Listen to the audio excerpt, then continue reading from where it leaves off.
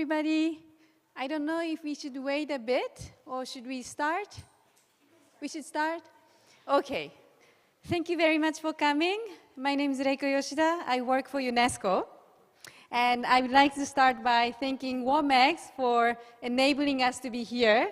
We have this associated presentation with the delegates from Jamaica, Costa Rica, and Zimbabwe.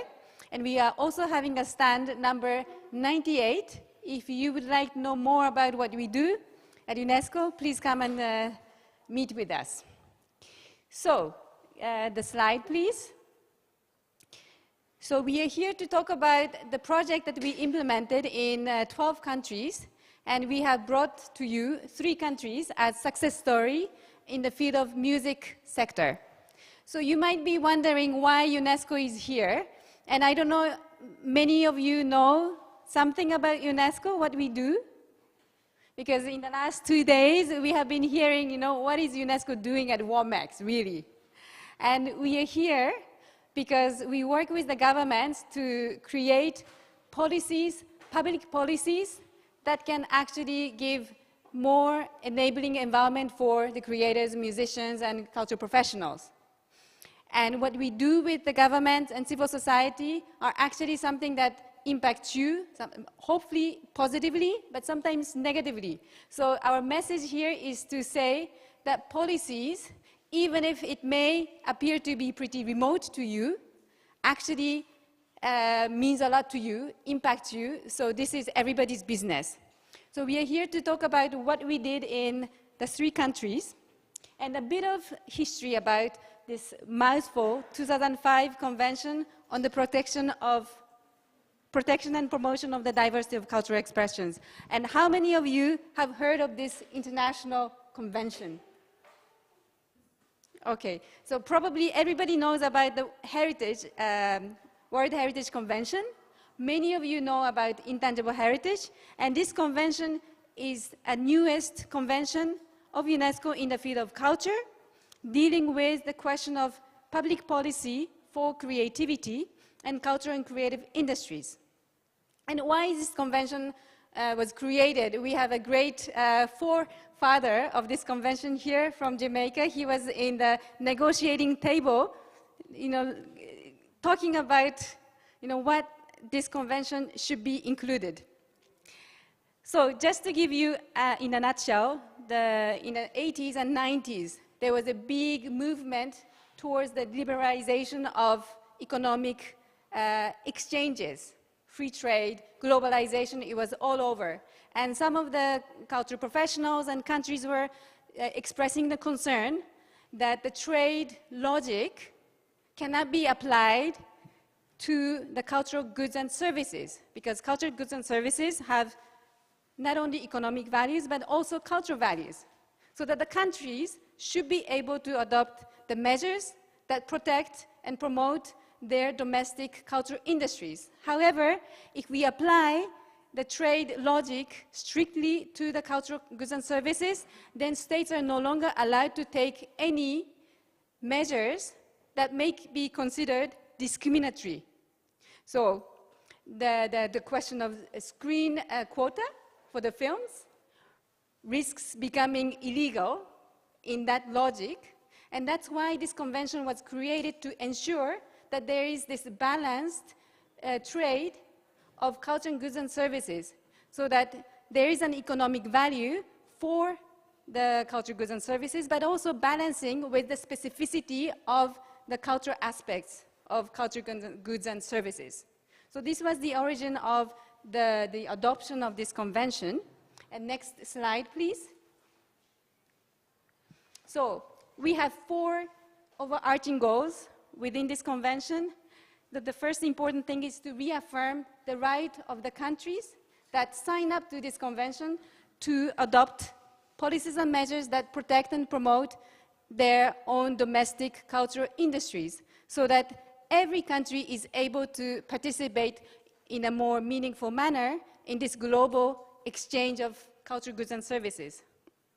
So this is very relevant to us because we want the diversity of music to, first of all, exist at the country level, and second of all, the diverse music to be exchanged at the global level. And then the second one is to ensure that artists are able to create, produce, and disseminate, and people from all over the world have access to diverse types of cultural goods and services. And then we try to work to facilitate the international cooperation, and that is why we have these great guests here. We are facilitating the international cooperation, because the trade sometimes brings tension, and culture brings understanding and cooperation. So this convention is very much about, making sure that we are in this together. Nobody is going to lose. We are trying to understand each other, trying to exchange better so that we can understand and do more, better things to do. Okay, so next, I don't know if they, yeah. So these are some of the areas we work. Next, please. Next, please. Yeah. So what this convention promotes is the cooperation, better cooperation with each other. In order for the culture sector to really thrive, we need everybody's input. It's not only the government's business, it's also a lot about civil society, bringing artists' concerns to the table. It's a lot about private sector, understanding the government and working together. It's also about artists themselves, entrepreneurs, and it's really to call for the better dialogue with each other so that the policies actually respond to the needs of the practitioners. So with this, I think we're going to move to the video, short video of this EU UNESCO project, and then we're going to move to the roundtable. Thank you. Creativity. It moves us, brings people together, and contributes billions to the global economy every year. Behind the scenes, strong laws, policies, and plans keep the show going. For 10 years, UNESCO and the European Union have worked with countries in the global south to reimagine how their cultural and creative industries work. Together, we've created jobs, social cohesion, and brought diverse cultural expressions to the global stage.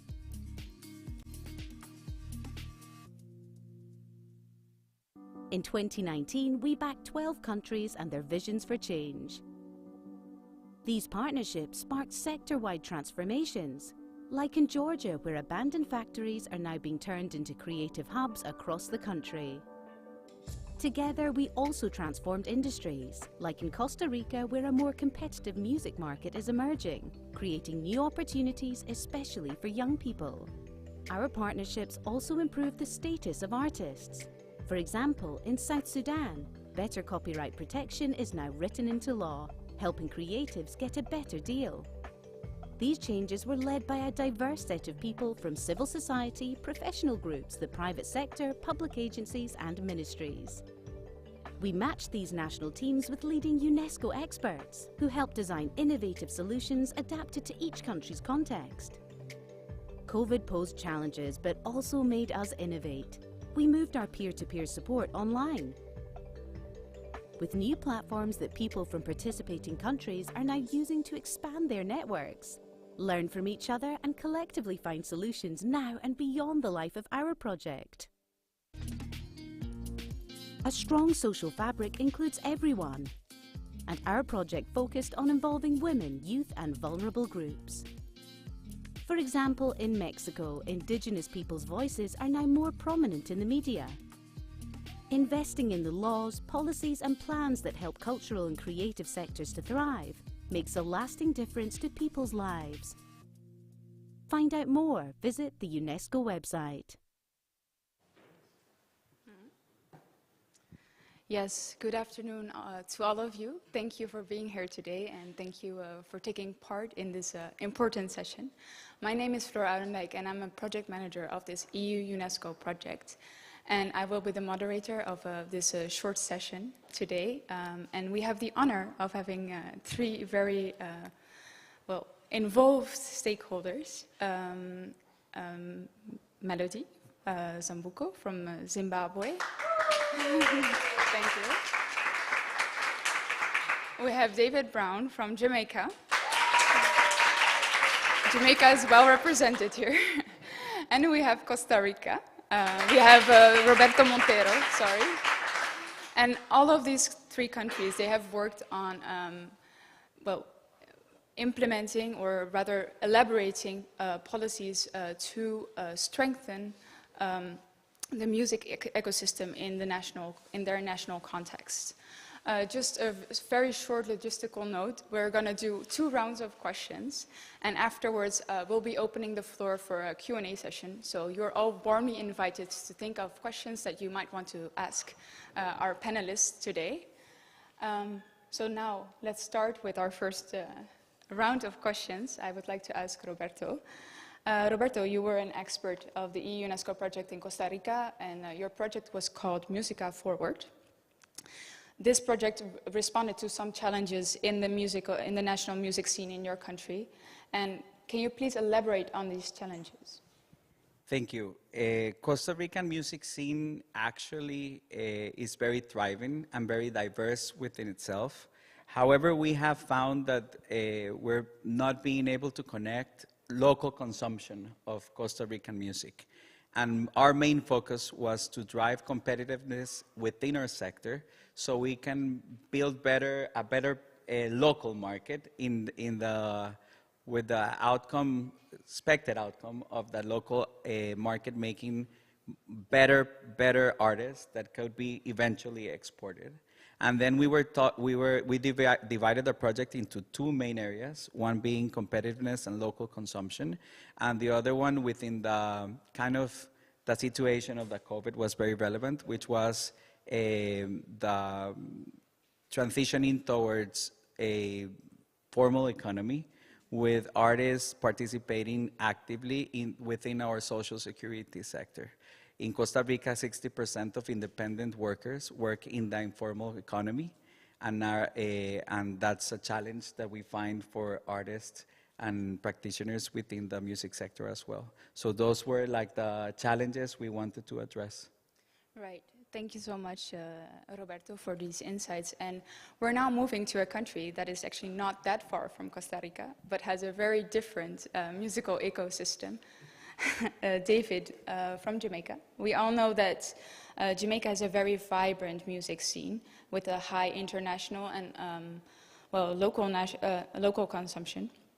And for the EU UNESCO project, your ministry decided to form an overarching Creative Economy Act. Right. Why was this actually necessary? You know, it's interesting when you think about the genesis of that project. We had actually tried to see if we could come up with a framework within which to protect Jamaica's music in the digital economy. Jamaicans are known for producing, apart from having the most record studios per capita in the world, basically churning out an album every day. And the issue was, with us transitioning to the digital age, how to protect it. When we approached UNESCO, though, the technical advice was, instead of just limiting to the digital space, what about the entire ecosystem?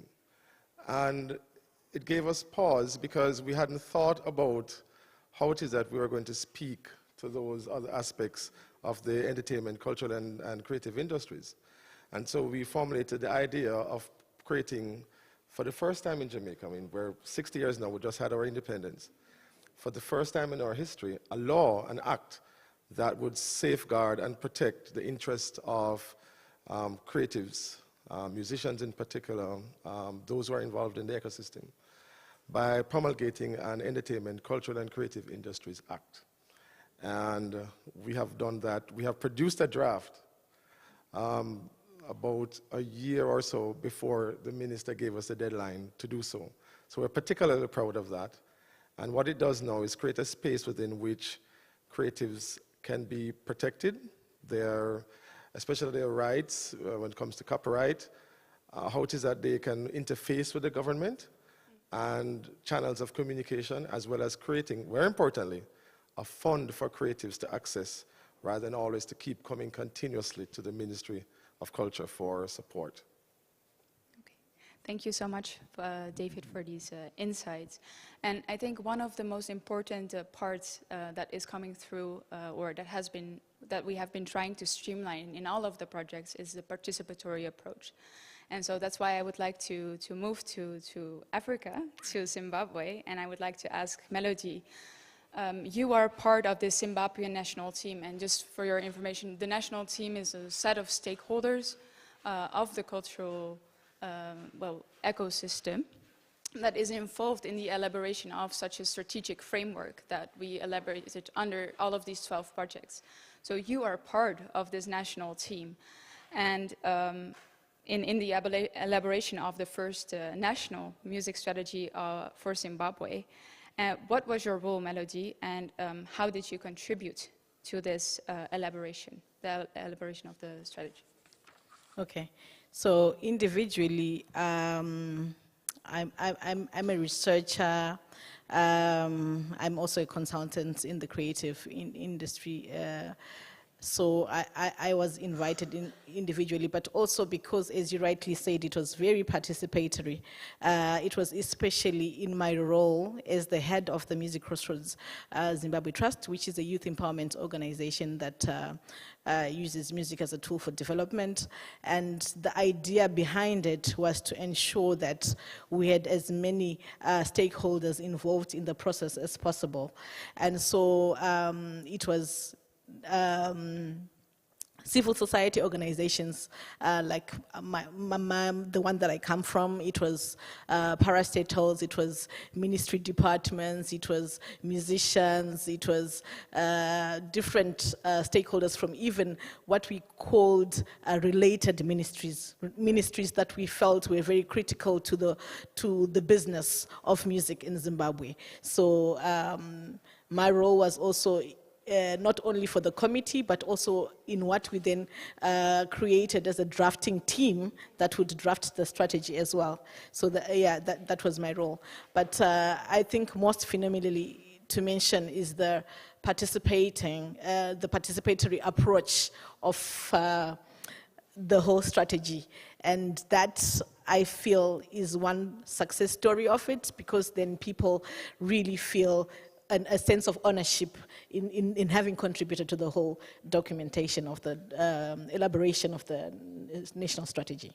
Yes, exactly. And there's another part that is also maybe nice to highlight, which is the peer-to-peer exchanges.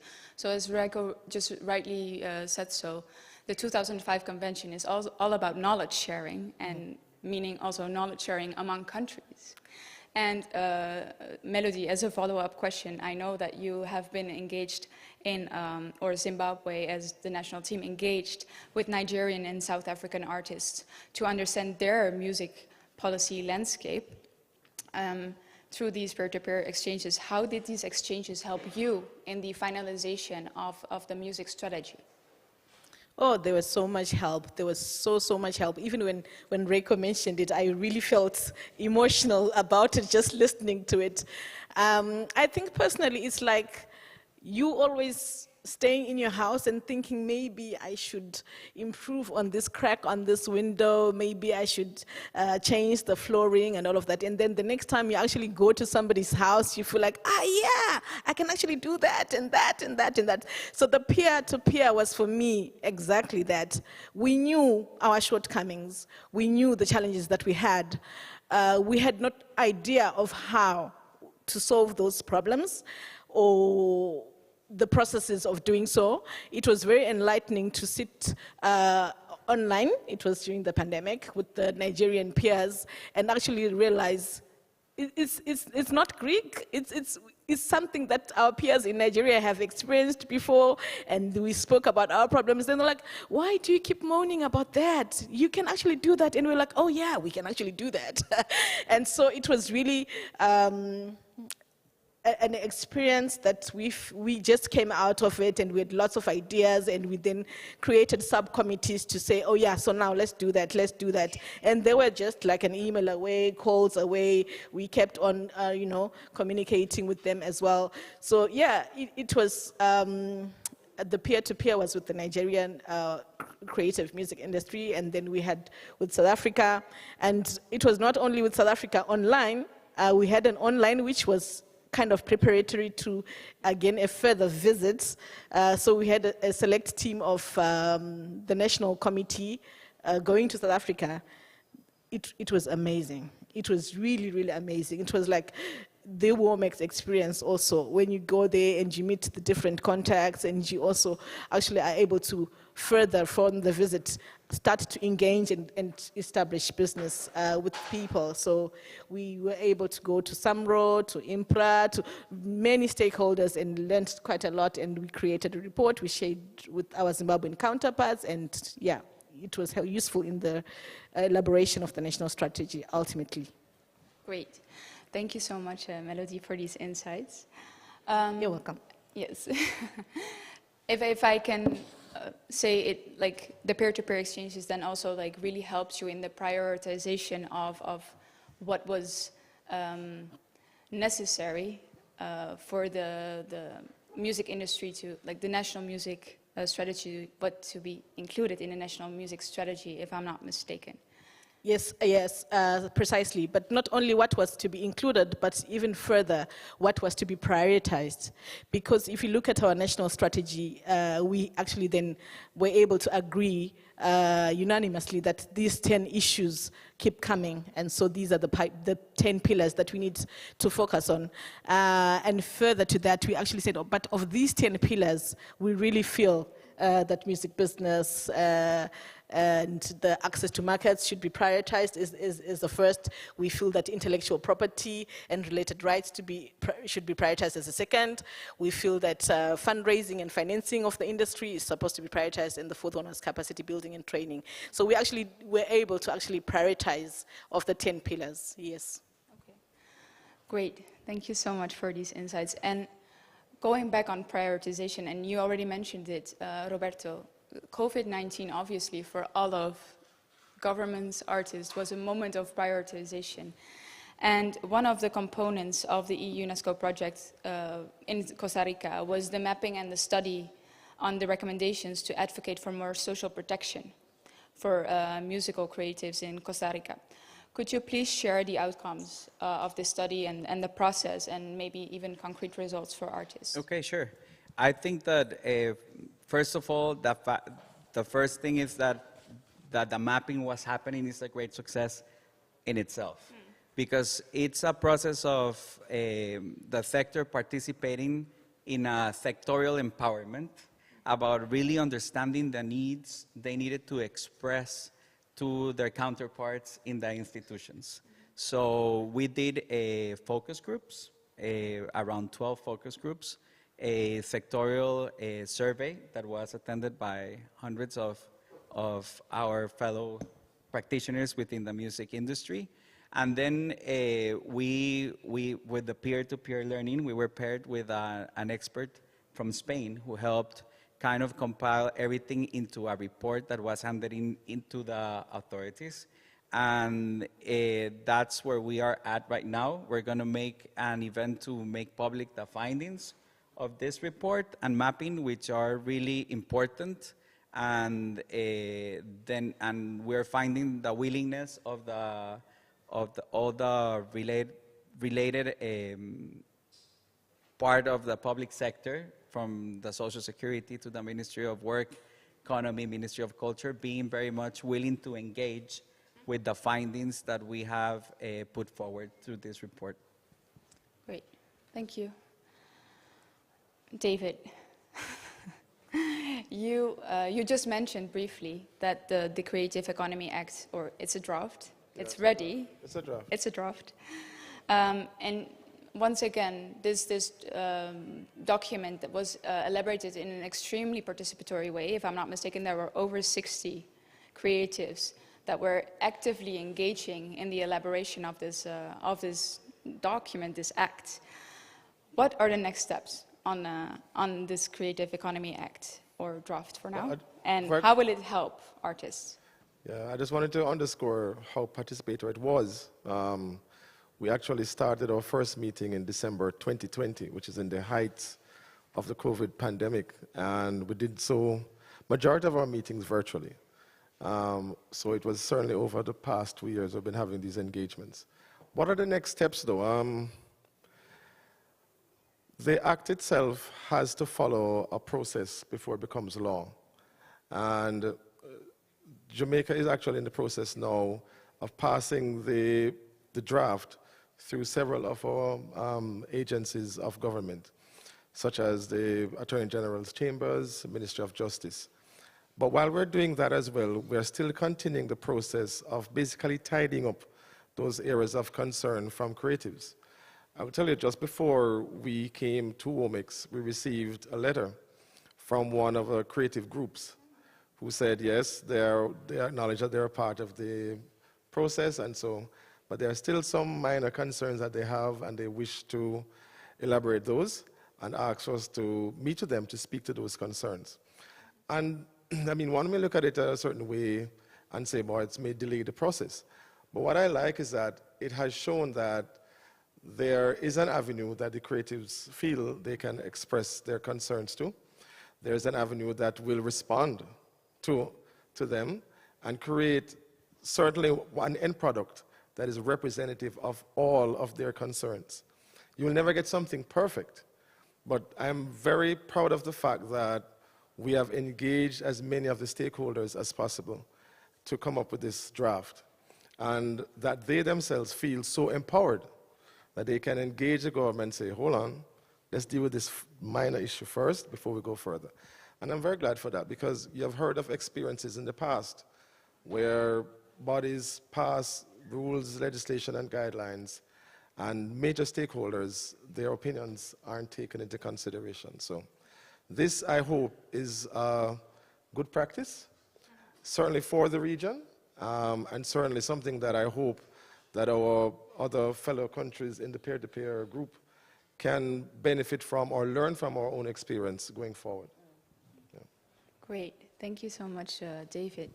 And maybe just before opening the floor for questions and answers, I would like to ask you, what is something, in order for the dialogue to start really with the public that is here, what would you like to say to the audience on participatory policy making, on this project? What is your takeaway? Well, I'll say my main takeaway is that it's empowerment of the sector, like through participation. When people feel recognized and visible, they are very much more willing to engage. And when the sector itself and its needs are visibilized by the actors themselves, then you are creating better policies. And we're talking in a framework of cultural diversity. And how to protect diversity is to empower people and for let people to be seen and heard. So this type of policy making from the bottom up, where you are engaging the sectors and everything, and everybody is kind of pitching in and participating, is sustainable in the sense that whatever comes out of this is not going to be hopefully executable, but it's going to be speaking to the needs and the aspirations of the sector. David.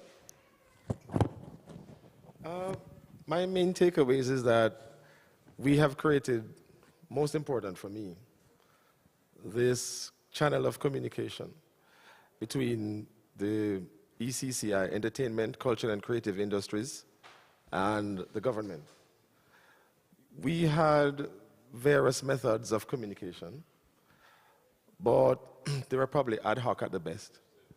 What has happened now is that through this process, creatives, the guilds that represent them, the heads of their organizations, and the individual creatives know how to reach us much more freely. And even if it is that they have to raise concerns, and creatives raise very strong concerns, that they do have this channel now to have their views heard, and we are able to reciprocate in a very timely manner. And I'm very happy for that, that space now exists. Melody? I think for me, having experienced the whole process as well, for me it's the time. It's the time that it takes, and I'm not only talking about time, I'm also talking about the competence that it requires. And so at a certain point, I really felt that it was quite a mammoth task, but and also considering the criticisms that would come with the industry, as David also rightly said, that sometimes the creatives are like really asking lots of questions, not trusting the process and all of that. And it's a part of the whole process. And when you look at the product, you're very happy with it. So it's something that I would like to really encourage everyone here to say, it's just to do with all of that, the time that it takes, the energy that it takes, the requirements to engage with experts and consultants, and also trying to convince other ministries, the line ministries that may not really feel the importance of what you feel is really red flagged important, but ultimately when you see the product, it's really worth every effort. Thank you, all three of you. We might actually take a round of applause. Well done. Thank you. Thank you. So I would like now to open the floor for Q&A for our panelists. When you take the floor, please stand up so that, no. Christine. Hello, everybody. Okay, before opening to the delegates, I wanted to say a few words on behalf of WOMEX, because we have worked together to bring these beautiful people coming here, not just beautiful, but super professional, and it is a great pleasure and a great honor. So thank you also for Willy, the team who has worked very hard to make it happen. And one thing I wanted to say, thank you for your experience, and there were some very important words, and there were many, but amongst other, empowerment or trust, for example. And I think it's, even for these two words, it's important that you are here, because sometimes, I mean, everybody here is doing exactly what UNESCO is defending, and especially the Convention 2005. I mean, actually, we should have it tattooed on our, I don't know, I mean, it's a little bit too long maybe, but you know what I mean, yeah? You have it? But you know what I mean. It is really defending the core values of what we are doing in our daily base, each of us, on his way, on her way, in all possible countries. But sometimes what we miss is the link. First, people thinking, okay, I mean, stakeholders thinking, oh my God, you know, it's so far up, I cannot, you know, it's too much, I cannot influence, I cannot work on it, or it cannot be useful for me, or expecting things which are impossible to provide. So it is so important first to establish trust, to empower people to establish trust, and what you were saying about your 2 days already on the trade fair shows that this is so important to make the links and continue this effort. So thank you so much. Thank you so much, Christine, for these kind words. I'll just steal the mic, because it's a pure continuation of what Christine just said. And yeah, kudos to the convention, because it's, excuse me, the grandiose words, but it does allow you to fulfill your dreams in a way. You spent like two years preparing the project, but you put, I don't know, we've built a studio in Tajikistan. We had an amazing trainer. Christine visited Dushanbe for the first time. Thanks to the convention, we got funding from UNESCO. So in terms of implementing partners, we have been implementing partners, and it did indeed really help. And you mentioned an important point, the support from the government. In Tajikistan, this went through because the Ministry of Culture backed us up very quickly. We did apply for Egypt, and the Ministry of Culture really took time to respond. And then, of course, the application fell through. So this government support is really crucial. Kirill Kuzmin here. I used to be, in Tajikistan, I used to be in a small NGO producing events and doing cultural development. Now it's closer to donors' work, Agahan Music Awards and program. So all education as well. Thank you. Hello, my name is Michalis Karakatsans. I come from Cyprus. Thank you very much for the presentation, and thank you very much for the work that you do for us, coming from a small country in the Mediterranean, struggling with identity issues and all these things. The UNESCO Convention is, we use it as a guide for many of our works. I would like to learn some more details actually from the presenters regarding the challenges that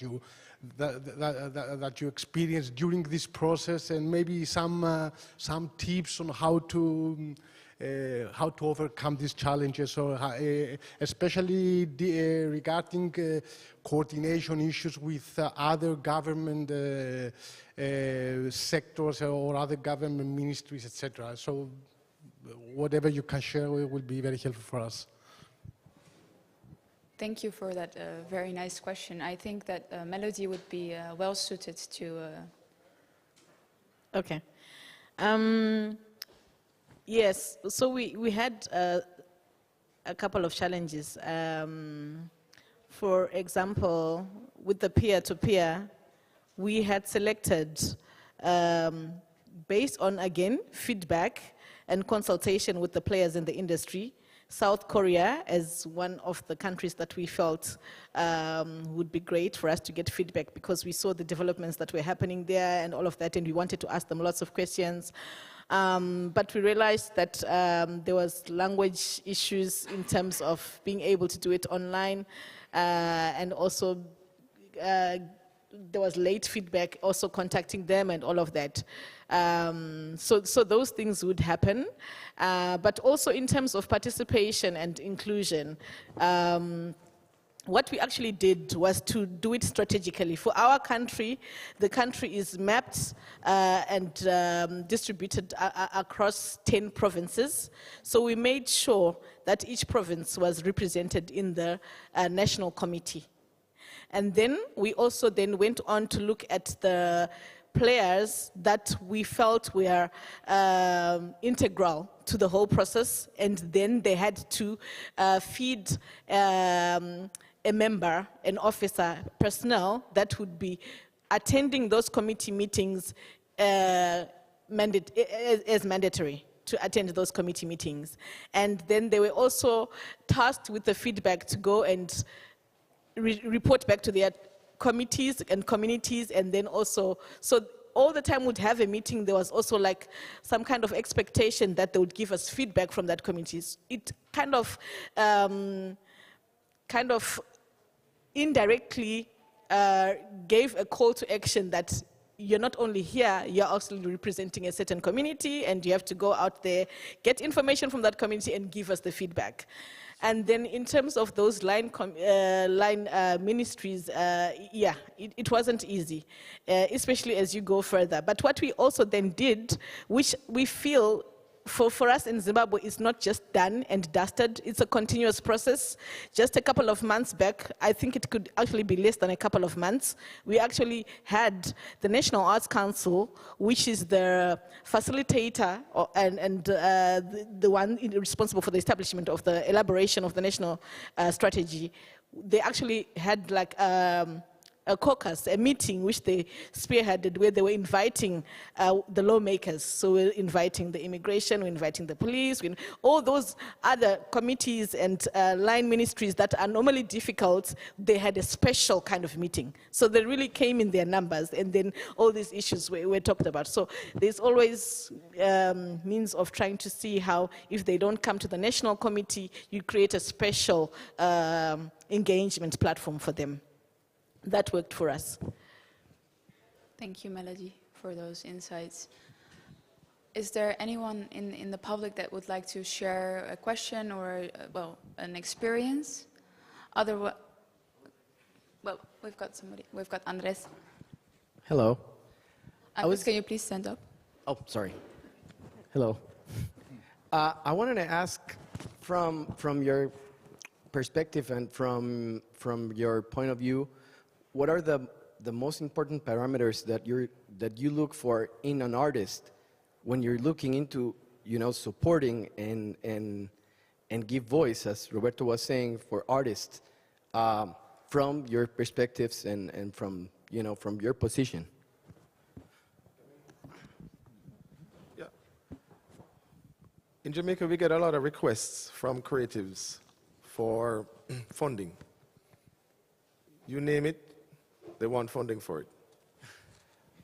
Our thing is this: we want them to make a request in a much more structured way. It's not that you want to put on an event or you wish to attend a function or activity abroad, but you must say how it is this is going to benefit not just you for your capacity, but also how it is going to benefit the wider sector, entertainment sector as a whole.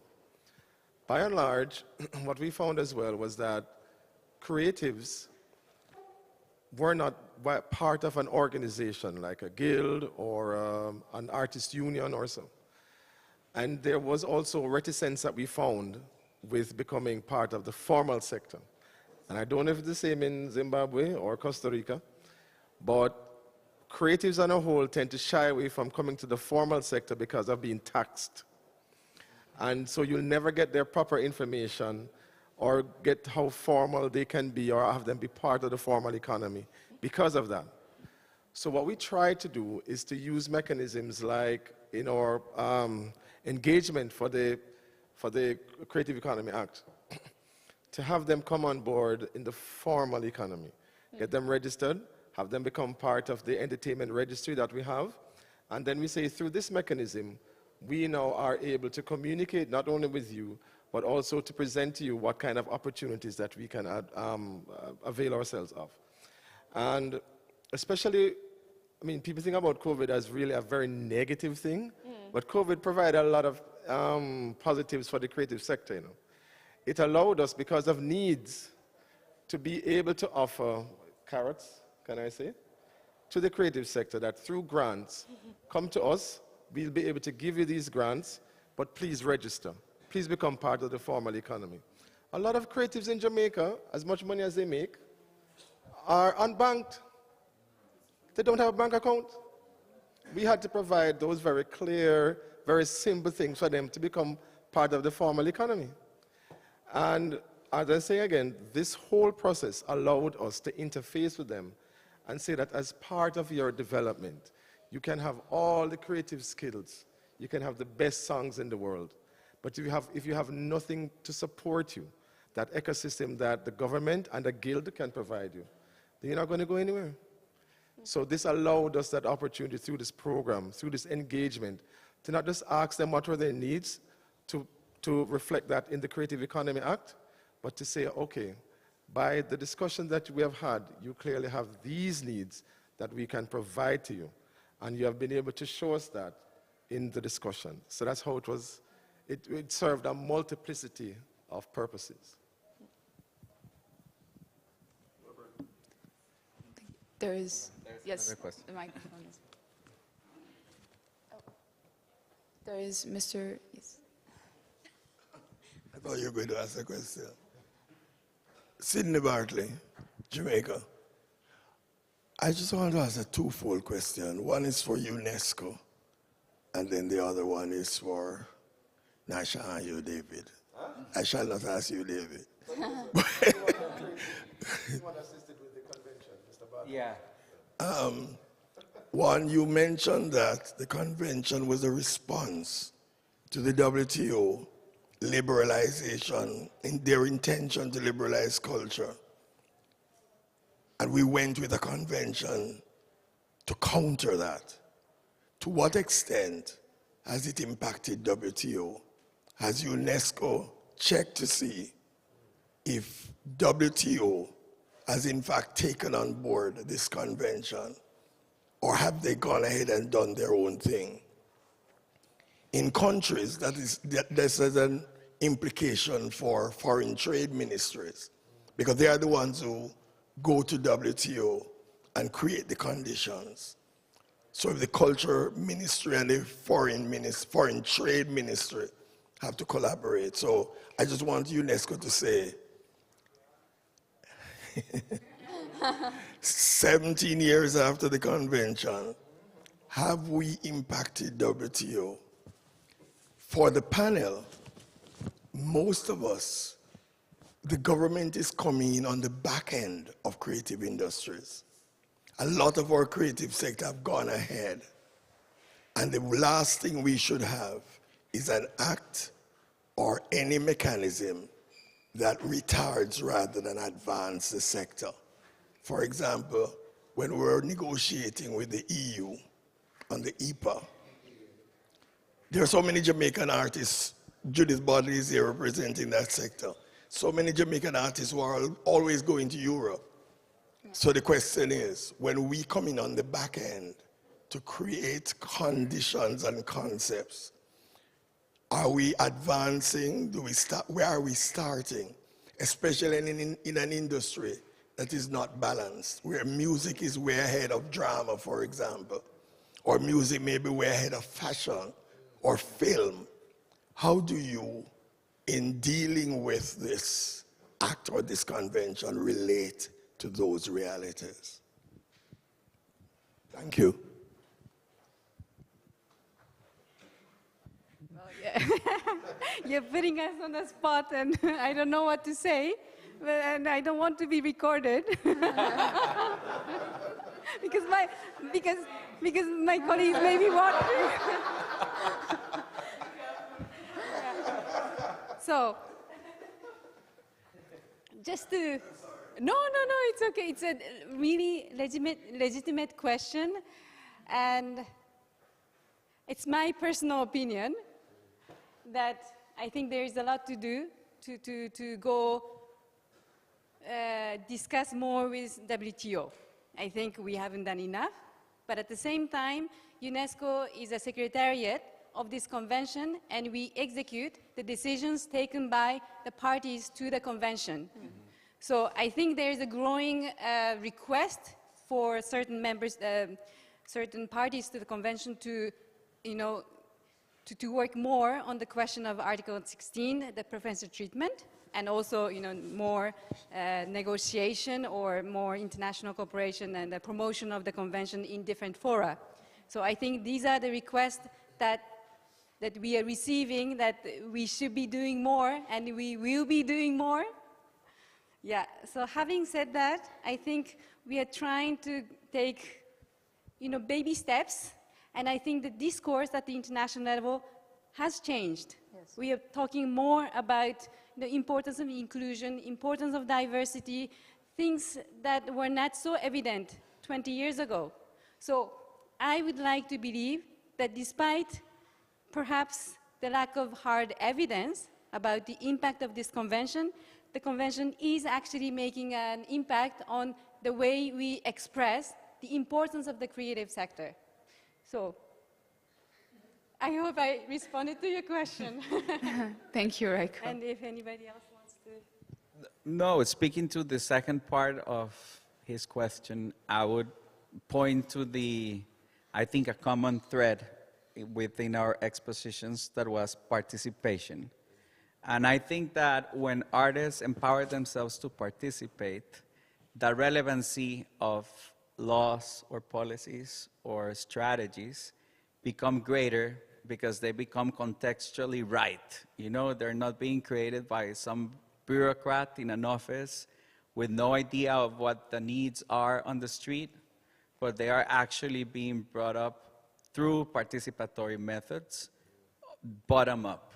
And the challenge for authorities, in my perspective, is the quick execution of these regulatory frameworks to address the conditions that the market or the artists need, and not to do it, and to be vigilant of how they need to change and adapt.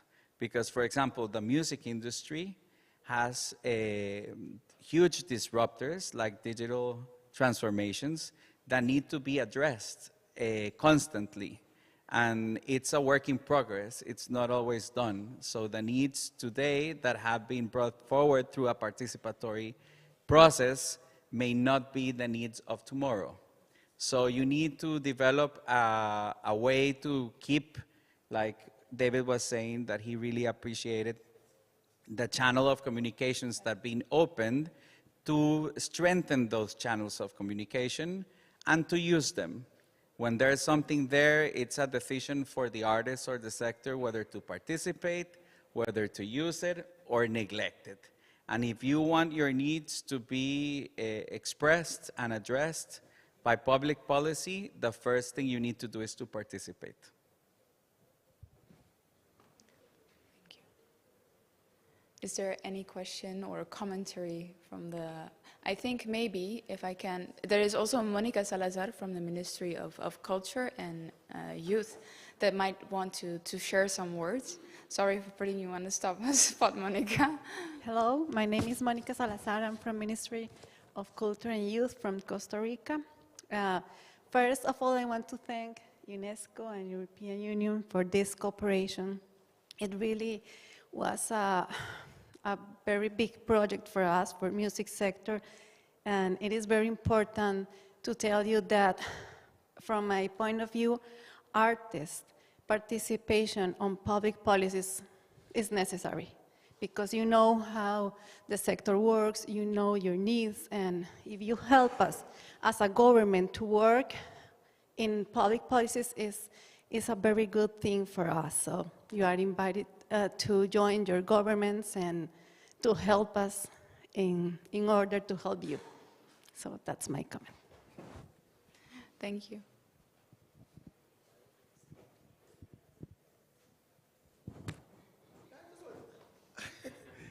I feel bad. Please stand up. No, but I just wanted to make some suggestions, really. Because I think UNESCO has done a lot of work in this area. But one of the things that, and we call it succession planning, when I look at my young man from Jamaica and I'm supposed to be his elder, and I think what I'm doing is passing on some of the things. In 1998, the World Bank was bold enough to work with UNESCO on a conference in Florence. The World Bank was bold enough to call the conference Culture Counts. UNESCO should go back to the World Bank 24 years later or 34 years later and ask them how much has culture counted, because some of the policies of the World Bank have not changed. There are governments who want to do more in culture, but the way the World Bank operates is preventing the cultural industry and the ministries of culture from getting the support they need. So I think UNESCO, which is the grand master of culture in the world, will have to take on behalf of all of us, this interface with these giant organizations that at the end of the day stranglehold our people, and we end up poorer at the end of it many times. So we need to look at that, I believe, how UNESCO and the World Bank, UNESCO and WTO. Secondly, one of the challenges of WTO is that their statistics are created to dysfunction culture, because a lot of the culture in the WTO is traded as tourism. So the culture sector, for example, cannot get money in Jamaica for Sumfest or any festival held. Judith is going to have a international island music conference in February. By this WTO, all festivals, the statistics, how much money comes in from festivals must be registered under tourism. It is not registered under culture. Which means when governments want to say who contributes to the economy, tourism, not culture. And you know that the Minister of Finance is going to give more money to whoever they see as contributing to the economy. So tourism gets it. There's hotel entertainment, which is culture, but it is tourism who captures hotel entertainment. All the entertainment managers in tourism are cultural employment statistics captured again under tourism. Ringtones which are used by telecommunications, are captured under telecommunications, although ringtones are part of the creative economy. So if UNESCO does not engage the WTO, then all that we're doing here is in vain, because they are the dinosaurs of the world. And they are the ones who tell banks who to give loans to and who to give grants to. And culture is still seen as at-risk business, and sometimes seen as no business. And here's the irony in Jamaica, for example, with culture being seen as no business. Bob Marley works more money than some of the ministers in Jamaica 90 years after he has died. But do we see? Culture is the only instrument right now that can be proven to show wealth creation for people of poor livelihoods. Whether we call them Beanie Man or Bounty Killer or whoever we call them, they have been in situations of disadvantage that through the Bob Marley too. Bob Marley was born in rural Jamaica, came into inner city Kingston, and thank God he met Chris Blackwell rather than Jam Pro. And the rest is history. Thank you. I think